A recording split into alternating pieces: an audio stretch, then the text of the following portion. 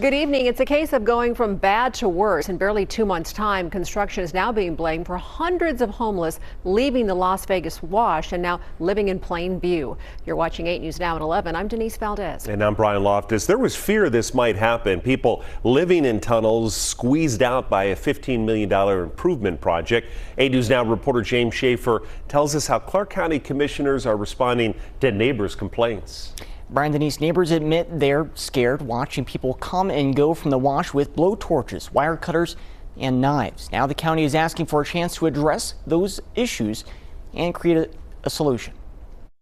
This problem did not happen overnight, and it's not going to go away overnight, but it takes people like you to come out and be willing to articulate the problem and stand up. Clark County Commissioner Tick Segerblom held the second of a series of neighborhood discussions about the construction in the Flamingo Wash, which after drilling went from looking like this to this. The project flushing people out of the wash and onto the streets along Flamingo in Maryland.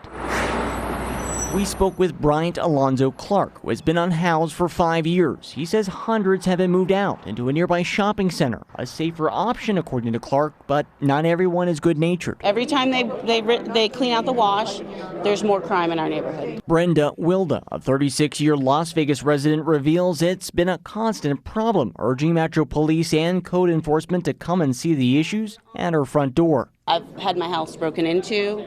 I've walked out front and had a man fully exposed in front of my house. I was on hold for 3 hours. That incident, similar to others we heard, from stories of armed encounters to allegedly people with blowtorches and wire cutters cutting through the barriers. I'm not afraid to go on Channel 3, 5, 8, and 13 because I'm tired of this. This is a process where we need to know if we're doing anything or not, and if we're not responding, that's the problem. Segerblom said the focus is on how to help neighbors by getting law enforcement's attention and finish the Washes project. The truth is, there were a ton of people in there that are no longer in there, so where do they go?